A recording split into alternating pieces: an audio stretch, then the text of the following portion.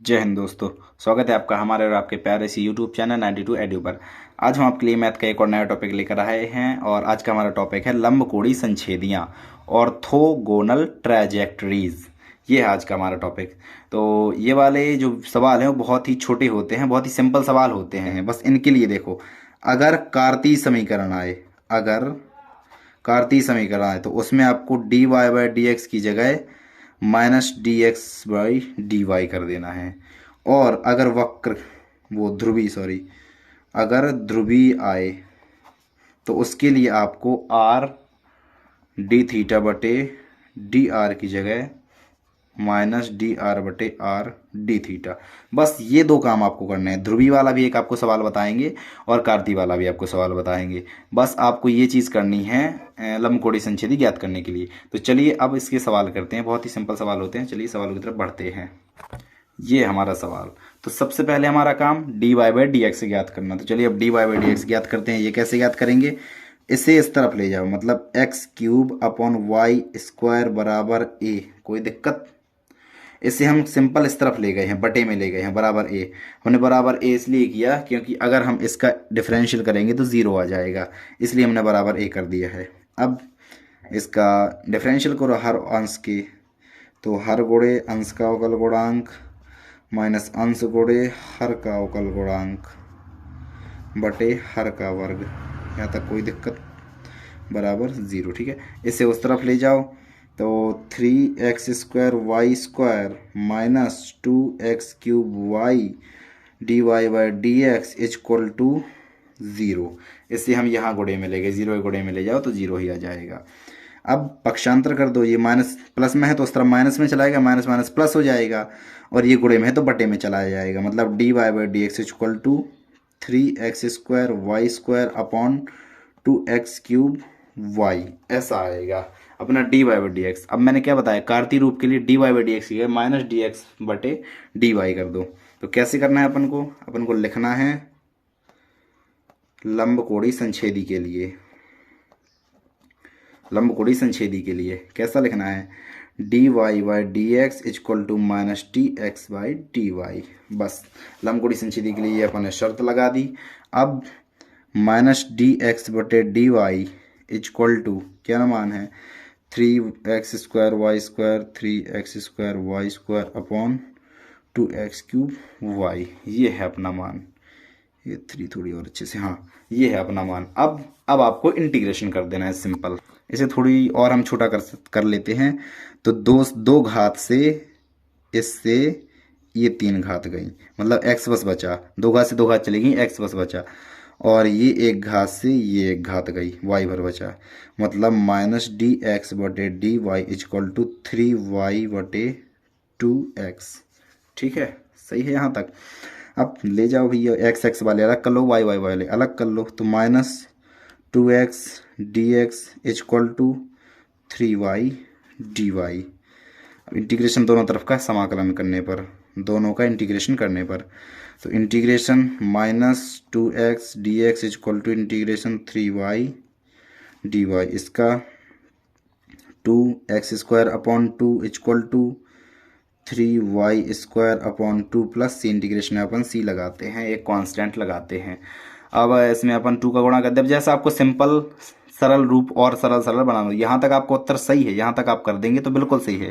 लेकिन अगर और आपको सिंपल तरीके से लिखना है तो कोई दिक्कत नहीं, और सिंपल तरीके से 2 से 2 काट लो। अब 2 का पूरे में गुणा कर दो, तो minus 2x² equal to 3y² plus 2c लो। अब 2c भी एक कांस्टेंट है तो इसकी जगह थोड़ी बड़ा वाला c लिख लो। तो 3y² प्लस 2x²। इसे मान लो अपन इस तरफ ले गए, इसे इस तरफ ले गए, माइनस का जाएगा, माइनस माइनस प्लस। कांस्टेंट में अपन को कोई कांस्टेंट माइनस का हो तो भी उसे प्लस लिख सकते हैं अपन। तो ये लो, ये आ गया हमारा आंसर। ठीक है, अगर मान लो चलो इसे ले गए, ये भी माइनस का है, ये भी माइनस का है, पूरे में माइनस से गुणा कर दो, दोनों प्लस के हो जाएंगे, प्लस के हो गए, ये माइनस का हो जाएगा और माइनस को अपन ने प्लस रूप में लिख लिया। कांस्टेंट में अपन लिख सकते हैं आराम से। तो ये हुआ इसका आंसर। बस अपन ने क्या किया, ध्यान से सुनो, अपन ने D Y by D X के माइनस डी एक्स बटे डी वाई ये अपन ने कर दिया। बस सबसे पहले D Y by D X निकाला और उसकी जगह ये रिप्लेस कर दिया और आ गया हमारा आंसर। तो चलिए एक और सवाल देखते हैं हम। तो ये है हमारा एक और सवाल। अब जैसा कि आपने पिछले सवाल में देखा कि एक कांस्टेंट था, वो कांस्टेंट क्या था, वो था A Y square equal to X, की मतलब एक था एक कांस्टेंट। अब इसमें कांस्टेंट ए है और एक है, ये है दो कांस्टेंट। अब हमें इसमें ये चीज़ ध्यान रखनी पड़ती है कि इन सवालों में हमें मान निकालने पड़ते हैं कांस्टेंट के। अब एक का मान तो कुछ नहीं निकल पाएगा उतने अच्छे से, ए का मान हम निकालेंगे। ए का मान, और ए का मान कैसे निकलेगा, हम डायरेक्ट डिफरेंशियल करेंगे, फिर उससे ए का मान उठ जो निकलेगा वो ए का मान उठा के हम इसी में रख देंगे। तो देखिए अभी करके बताता हूँ आपको। A 2x plus 2y dy by D X equal to 0। ठीक है, कोई दिक्कत। अब आगे इससे अब अपन पक्षांतर करेंगे। हमें ए का मान चाहिए, ए का मान चाहिए, तो ए दो का गुणा कर लो, तो A X plus Y D Y by D X equal to 0। ठीक है, अब उस तरफ ले जाओ, ये इस पूरे पोर्शन को उस तरफ ले जा रहे तो अपन, तो A X equal to minus Y D Y by D X, X को भी ले जाओ तो A is equal to minus Y बटे X D Y by D X. ये आया अपना ए का मान। अब ए का जो भी मान आता है उसे हम जो मेन समीकरण है जो हमें दिया है उसी में रख देते हैं। देखो अपन ए का मान उसी में रख रहे, माइनस वाई बटे X into X D Y by D X into X square plus Y square equal to 1। ये रख दिया अपन ने मान। अब बस पूरा सवाल सिंपल हो गया। अब एक और चीज़ आपको ध्यान देनी है लंबकोड़ी के लिए, लंबकोड़ी संच्छेदी के लिए D Y by D X equal to minus D X बटे डी वाई। ये चीज़ तो आपको हर बार करनी है। माइनस इससे एक घात निपटा दो, माइनस माइनस प्लस भी हो जाएगा, तो Y X square D X बटे D Y plus Y square equal to 1। इसे उस तरफ ले जाओ तो Y X square D Y D X बटे D Y 1 minus Y square, Y को फिर नीचे ले जाओ, ये वाला यहाँ करते हैं अपन। ठीक है, तो X square D Y by D X, Y अभी एक बार और लिख लो, चलो नहीं वाई को ले जाएं अपन, 1 माइनस वाई स्क्वायर बटे वाई, गुणे का वाई बटे में चला गया उस तरफ। ठीक है, अब यहाँ पर अरे यार यहाँ ऊपर एक्स से नीचे वाई, हर बार दिक्कत हो जाती। अब डी वाई जो है इसे उस तरफ, वाई वाई के अलग एक्स एक्स के अलग, मैंने बताया है ना जब भी आप इसे सॉल्व करेंगे इंटीग्रेशन करते हैं तो वाई वाई वाले अलग कर लेते हैं, एक्स एक्स वाले अलग कर लेते हैं। तो X square D X equal to 1 minus Y square बटे वाई एंड डी वाई। अब करेंगे अपन इंटीग्रेशन। और एक मिस्टेक, क्या मिस्टेक, यहाँ पर एक्स स्क्वायर चूँकि हमारी घात 2 कट गई थी तो एक बस घात बची, इसलिए यहाँ पर स्क्वायर नहीं होगा, तो माफ़ी चाहता हूँ इस चीज़ के लिए। एंड एक्स डी एक्स, ठीक है, एक्स डी एक्स आया और ये वाई वाले पोर्शन अपने अलग हो गए। अब चलिए हम समाकलन करते हैं। तो एक्स का एक्स स्क्वायर बटे 2 equal to integration 1 upon Y D Y minus integration Y D Y. देखो अलग अलग बटा कर लिया 1 बटे वाई और अलग अलग अपन ने गुणा भी कर लिया, तो 1 बटे Y D Y and Y एक घात से 2 घातने पड़ गई, वाई डी वाई बचा प्लस सी, इसका लॉग वाई हो जाएगा minus Y square upon 2 plus C X square upon 2। ठीक है, अब 2 का पूरे में गुणा कर लो, X square equal to 2 log Y minus Y square plus 2c, 2c की जगह अपन c भी लिख सकते हैं, बताया मैंने अभी पिछले सवाल में। अब एक्स स्क्वायर बराबर लॉग वाई स्क्वायर, ठीक है, आगे का ये जो आगे होता है ऊपर घात में पहुंच जाता है, माइनस वाई स्क्वायर प्लस सी। अब लॉग वाला अपन अलग कर लेते हैं, इस वाले को अपन अलग ले आए, log Y square equal to X square plus Y square plus C. ये माइनस में हो जाएगा, माइनस में मैंने बताया माइनस प्लस कुछ भी लिख दो, कांस्टेंट के साथ कुछ भी तुम कर दो जो तुम्हें करना हो। अब लॉग है उस एंटी लॉग में भेज दो, तो Y square equal to E की power X square plus Y square and C अलग से लगा दो। ई की पावर प्लस सी नहीं लिखा क्योंकि कांस्टेंट है, वो कुछ उतनी आवश्यकता नहीं है, तो ये हो जाएगा हमारा आंसर। बिल्कुल किताब जैसा आंसर मिलाने के लिए इतनी जुगाड़ करनी पड़ती है, लेकिन अगर आपको इतना कुछ नहीं करना तो यहाँ तक आपका आंसर सही हो जाएगा, कोई दिक्कत नहीं, ये आपको करने की ज़रूरत ही नहीं है, यहाँ तक आपका आंसर सही हो जाएगा। तो ये हुए कार्तीय रूप वाले 2 सवाल। अब हम करते हैं ध्रुवीय रूप वाला सवाल।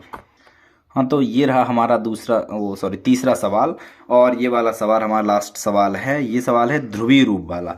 ध्रुवीय रूप में जैसा मैंने बताया था कि आर डी थीटा बटे डी आर हो, तो उसे हम डी आर बटे आर डी थीटा माइनस का इसमें हम चेंज कर देते हैं, ये मैंने बताया था।